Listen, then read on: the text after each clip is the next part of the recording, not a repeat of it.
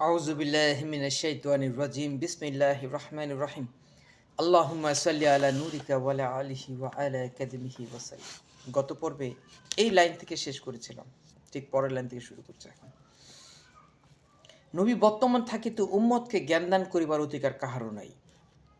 তাই তাহার জাহেরি অবর্তমানে তাহার যোগ্য প্রতিনিধি তৈরি করিয়া উম্মতগণকে জ্ঞানদান করিবার অধিকার মাওলায়ে কায়নাত মুশকিল কুশা আলী কারমুল্লাহ ওয়াজহু ও তার বংশধরকে আনুষ্ঠানিকভাবে অর্পণ করা হইল। কেউ হয়তো বলিবেন, আলী আলাইহিস ইসলামের সঙ্গে তাহার বংশধরের কাহারও অভিষেক সেই দিন হয় নাই। তা হইলে এই হাদিসে বংশধরের কথা উল্লেখিত হয় নাই কেমন করিয়া? এই অভিষেক দ্বারা আলী আলাইহিস ইসলামের বংশ হইতে একজনের পর একজন করিয়া নবীর নায়েব নিয়োগ করিবার অধিকার দেওয়া হইল। আল্লাহর দরি হাবিবুল্লাহ প্রলম্বিত করিয়া দেওয়া হইল। একের পর এক করিয়া নায়েবে নবী নিয়োগ করিবার অধিকার দানের মাধ্যমে। এইসব নিয়োগ আল্লাহ এবং তার রাসূল করিম সাল্লাল্লাহু আলাইহি ওয়াসাল্লামের ইচ্ছাক্রমে একের পর এক হইতে থাকিল।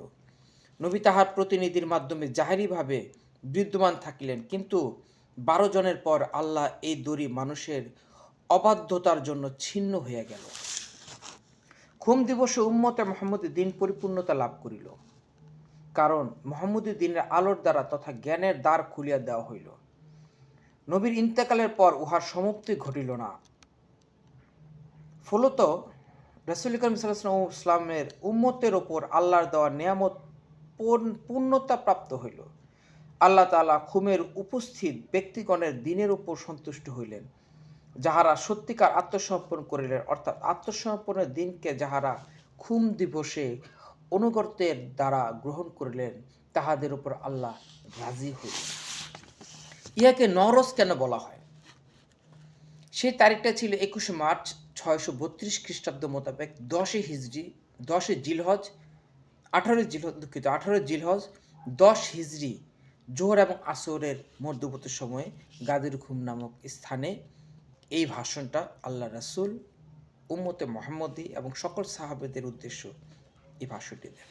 ইহা কোনো মাসেরও প্রথম নহে, বৎসরও প্রথম নহে, তবে কেমন করিয়া আমরা 21 মার্চকে নওরোজ হিসাবে গ্রহণ করিতে পারি?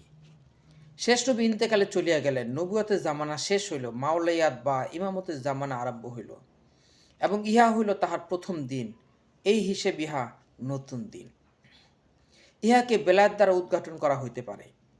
রাসূল করিম সাল্লাল্লাহু আলাইহি ওয়াসাল্লাম যে সকল নিকটবর্তী জনের জন্য মুওয়াদ্দাত বা ভালোবাসা দান করিবার জন্য আল্লাহ তাআলা উম্মতগণকে আদেশ দিয়াছেন, তাহাদের মধ্যকার প্রধান এবং মূল যে ব্যক্তিত্ব তাহার জনগণের নিকট রাসূল করিম সাল্লাল্লাহু আলাইহি ওয়াসাল্লাম পেশ করিয়া গেলেন এবং তার অভিষেক দ্বারা তিনি বলিয়া গেলেন, আলী আলাইহিস ইসলামকে ভালোবাসিলে এবং তাহার নীতির সাহায্য করিলেই আল্লাহর পথ পাওয়া যাইবে।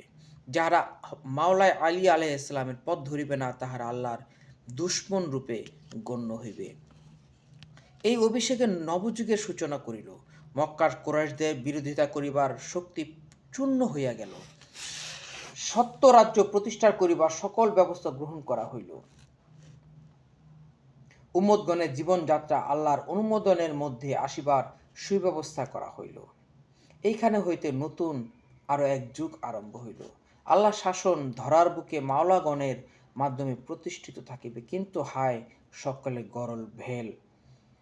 ধারক বুকে স্বর্গরাজ্য স্থাপন হইতে দেওয়া হইল না, ঈদ বিষাদে পরিণত হইল। ইহা হইতে পরিপূর্ণ শান্তির পরিবেশের মধ্য দিয়া মুহাম্মদী দিনের প্রবিধি বহির্গ জগতের সকল জাতির নিকট পেশ করা হইল। জগৎ দেখিবে মুহাম্মদী নবুয়তের শাসন ব্যবস্থা এবং সমাজ ব্যবস্থার নতুন রূপ। কিন্তু হায়, ইহাতে মোটেই অগ্রসর হইতে দেওয়া হইল না। জগৎ মুহাম্মদী শাসন পদ্ধতির সঙ্গে পরিচিত হওয়ার সুযোগই পাইল না। হিজরি সাল গণনা আরম্ভ করা হয় হযরত ওমরের রাজত্বকালে।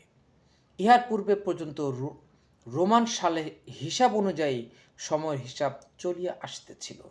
যেহেতু রাসূল করিম সাল্লাল্লাহু আলাইহি ওয়াসাল্লাম রোমান সাল অনুযায়ী সালের হিসাব করিতেন, সেই হেতু ইরান সরকারও আজও 21 মার্চ তারিখে এই দিনটি স্মরণ করি আসিতেছে। যদিও মাওলা আলী আলাইহিস ইসলাম অভিষেক দিবস অপেক্ষা সূর্যের বাৎসরিক ভ্রমণ পথে প্রথম রাশি মেষ রাশির মধ্যে প্রবেশ দিবস হিসেবেই ইহার অধিক গুরুত্ব দেওয়া হয়ে আসিতেছিল, তথাপি ঈদ গাদিরে সেইভাবে প্রচ্ছন্ন হইয়া রহিয়াছিল। প্রিয় দর্শক, আজকে এই পর্যন্তই। ইনশাল্লাহ আগামী পর্বে এখান থেকে শুরু করব। ভালো থাকেন, সুস্থ থাকেন এবং এরকম ইতিহাস নির্ভর, গুরুত্বপূর্ণ তথ্য নির্ভর পেতে আমাদের চ্যানেলটিকে সাবস্ক্রাইব করুন, বেল আইকনটি বাটন চাপ দিন, লাইক শেয়ার কমেন্ট করবেন। আপনার জন্য আমি দোয়া করি, আপনার পরিবারের জন্য দোয়া করি, আপনি আমার জন্য এবং আমার পরিবারের জন্য দোয়া করবেন। আসসালামু আলাইকুম ওয়া রাহমাতুল্লাহ।